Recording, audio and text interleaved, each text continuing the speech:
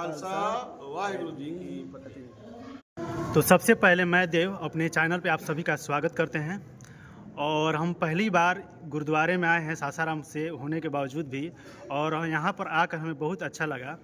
और हमने जाना कि यहाँ पे गुरु गोविंद जी का जो महागुरु थे, हमारे बिहार में ही जन्मे थे, पटना में ही जन्मे थे, और उन्होंने बहुत अच्छे कार्य किए। क्षमा, दया, त्याग उनका प्रतीक था। और उनकी कार्यक्रम यहाँ पे हो रहा है, उनके पावन पर्व पे महापर्व मनाया जा रहा है, प्रकाश पर्व। तो उनके जिस तरह से मनाया जा रहा है, किस किस कार्य किए जाएंगे, कौन कौन से कार्य होंगे यहाँ पे, वो हमको पूरा डिटेल एक बार बता दीजिए सर। देखिए सर, सर्वप्रथम मैं आपके चैनल को धन्यवाद देता हूँ जो आपने इस ऐतिहासिक नगरी सासाराम में गुरु के दर पर आए हुए हैं। आपको पुनः प्रबंधक कमेटी की तरफ से बहुत बहुत धन्यवाद जी आयन। यहाँ सासाराम शहर में 359वां पावन प्रकाश पर्व साहिब श्री गोविंद सिंह महाराज सर्वस्दानी गोविंद सिंह महाराज जी का पावन प्रकाश मनाया जा रहा है। बहुत ही धूमधाम अदम नाल के साथ, प्यार के साथ इस गुरुद्वारा परिसर में साहिब श्री गोविंद सिंह महाराज का पावन प्रकाश मनाया जा रहा है, जिसके उपलक्ष्य में आज से यानी 21 तारीख से लेकर 25 तारीख तक प्रभात फेरी सुबह निकलना है। रोज सवेरे अमृत वेले 4:30 बजे सारे सिख समाज के लोग, गैर सिख समाज लोग, सभी लोग मिलजुल के प्रभात फेरी में जाते हैं, सम्मिलित होते हैं प्रभात फेरी में। और 21 तारीख से लेकर जो आज प्रारंभ हुआ है, 25 तारीख तक प्रभात फेरी निकाला जाएगा। पूरे सासाराम में विभिन्न नगरों में, विभिन्न मोहल्लों में होते हुए गुरुद्वारा वापिस आएगा। उसके बाद 26 तारीख को शाम में दीवान सजेंगे वीर बाल दिवस के उपलक्ष्य में, जो हमारे देश के माननीय प्रधानमंत्री नरेंद्र मोदी ने 26 दिसंबर को अवकाश घोषणा किया है। वीर बाल दिवस की हमारे सिख समाज के लिए बहुत गौरव की बात है। 26 दिसंबर को शाम में दीवान सजेंगे वीर बाल दिवस के उपलक्ष्य में। 27 तारीख को सुबह भी दीवान सजेंगे। उसके बाद रात्रि में विशेष दीवान, जो दीवान 8 बजे रात्रि शुरू के रात को 3 बजे सुबह तक दीवान चलेगा, जिसमें गुरु गोविंद सिंह महाराज का जन्म दिहाड़ा मनाया जाएगा। बाहर से प्रख्यात रागी साहिबान आएंगे, गुरबानी से सबको अवगत कराएंगे। प्रचारक साहब आएंगे, हमारे गुरुओं के बारे में, हमारे गुरु ने बलिदानी जो दिया उसके बारे में सभी संगत को अपने भाषा से, अपने शब्दों से सबको बताया जाएगा। संदेश दिया जाएगा कि हमारे गुरु ने जो धर्म के लिए, देश के लिए जो कुर्बानी दिया है, वो ये एक संदेश जाएगा लोगों में कि हम भी अपने देश के प्रति, अपने धर्म के प्रति जागरूक रहना है और कैसे आगे बढ़ना है। फिर पुनः 28 तारीख को सुबह में दीवान सजेंगे 11 बजे से, जो दिन के दोपहर के 3 तक दीवान चलेगा और गुरु का घर का अटूट लंगर चलेगा।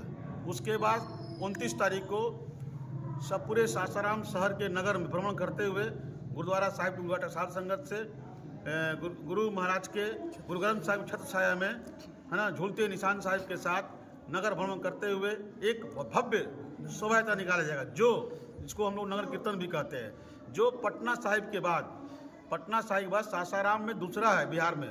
पूरे बिहार में पटना साहिब पर बृहद रूप से बड़े पैमाने में जो सासाराम में मनाया जाता है, वो 29 तारीख को नगर कीर्तन निकलेगा। समूह संगत जी भाग लेंगे। फिर 29 तारीख को पूरे कार्यक्रम का समापन हो जाएगा रात्रि में। तो हमें पता चला है कि जो नगर कीर्तन बोले हैं आप, शोभा यात्रा बोले हैं, वो बहुत ही विशेष होता है। क्या विशेष होता है? देखिए, हमारे नगर कीर्तन में सबसे बड़ी बात है गुरबानी गायन होता है। दूसरा गतका फाड़ी, जिसको हम लोग खेलते हैं, खेला गतका फाड़ी बोलते हैं, जो बाहर से लोग आते हैं, लोग वो अपना कर्तव्य दिखाते हैं। तीसरा बैंड बाजा, जो मर्यादा रहित बैंड बाजा बजाया जाएगा। वो बाहर से पाइप बैंड आता है, वो भी बैंड रहेगा, हाथी रहेगा, घोड़ा रहेगा।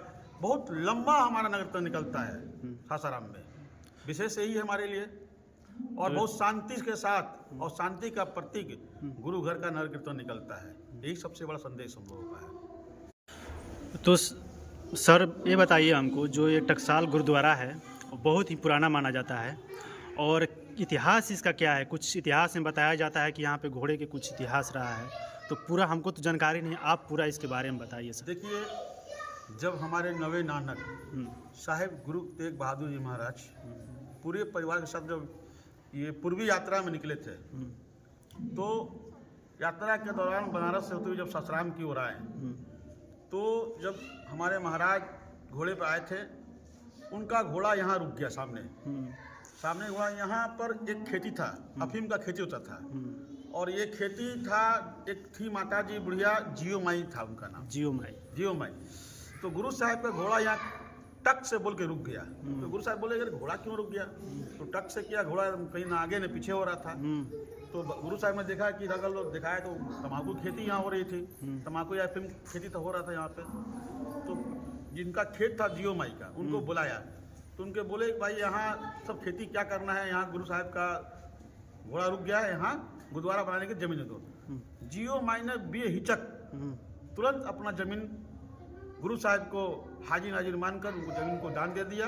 उसी समय से गुरुद्वारा टकसाल संगत का यहाँ निर्माण हुआ, जो आज ये गुरुद्वारा ऐतिहासिक गुरुद्वारा श्री गुरुद्वारा टकसाल संगत के नाम से परिचित है। तो एक और बात है सर कि हम सुने हैं कि सासाराम में इसके अलावा बहुत सारे जो गुरुद्वारा से जुड़े हुए जगह हैं, कौन कौन से जगह हैं? देखिए, यहाँ 9 गुरुद्वारे थे, जिसमें 2-3 गुरुद्वारा उदासीन हो गया है। कहाँ पे? जैसे एक बेनीसी संगत था, वहाँ रख रखाव नहीं होगा, तो गुरुद्वारा भी वहाँ पर स्थगित है, बंद है। एक गुरुद्वारा यहाँ है, श्री गुरुद्वारा टकसाल संगत ऐतिहासिक गुरुद्वारा। एक गुरुद्वारा नई संगत है, जांजवार में है। दूसरा गुरुद्वारा पहन संगत है। चौथा गुरुद्वारा है गुरुद्वारा गुरु के बाग, वहाँ 2 गुरुद्वारे हैं। एक गुरुद्वारा गुरु के बाग निहंग नारायण सिंह के नाम से है। एक गुरुद्वारा गुरु के बाग ये गुरु तेग बहादुर के नाम से, जहाँ गुरु तेग बहादुर स्वयं अपने घोड़ा को वहाँ बांधा था। आज भी वहाँ पेड़ बंधा हुआ है। जब गुरु साहब यहाँ आए थे, जब तपस्या वहाँ कर रहे थे, तो पेड़ सूख गया था। तो किसी ने बोला था कि महात्मा आएगा, घोड़ा इसमें बांधेगा पेड़, तो तुम्हारा हरा भरा होगा। आज भी वो पेड़ नीचे सूखा हुआ, जड़ सूखा हुआ, लेकिन ऊपर तना हरा भरा है। आज भी वहाँ है गुरुद्वारा। कहाँ पे है स्थित? ये गुरुद्वारा गुरु के बाग है, सागर मोहल्ला में पड़ता है, आज भी स्थित है वो। और हमने सुना है कि रोहतास के पहाड़ी पर भी कुछ स्थित है। नहीं, रोहतास के पहाड़ी पर नहीं, हमारे पूर्वजों ने यहाँ जो बोले जाते हैं कि जो माजर कुंड रोड जाता है, हाँ, वहाँ पे कोई नहीं, बोला जाता है कि ऐसा कुछ नहीं है। यहाँ से आगे गुरुद्वारा चचा फगुमल जी है। यहाँ के एक मन आगे, यहाँ 10 कदम आगे जाइएगा, जहाँ गुरु तेग बहादुर ने यहाँ के घोड़ा रुक गया था। इसके बाद जो चाचा फंगुल में दर्शन करने के लिए उनके बुलाए पर जो सासाराम में आए थे हमारे नवे नानक, तो वहाँ गए थे चाचा फगुमल जी के पास। वहाँ ऐतिहासिक गुरुद्वारा श्री गुरुद्वारा चाचा फगुमल जी, आप वहाँ जाएंगे, वहाँ का इतिहास मिल जाएगा। वहाँ पे आज भी बैर गुरु साहब के हाथ पे लगाया हुआ जिंदा मिलेगा।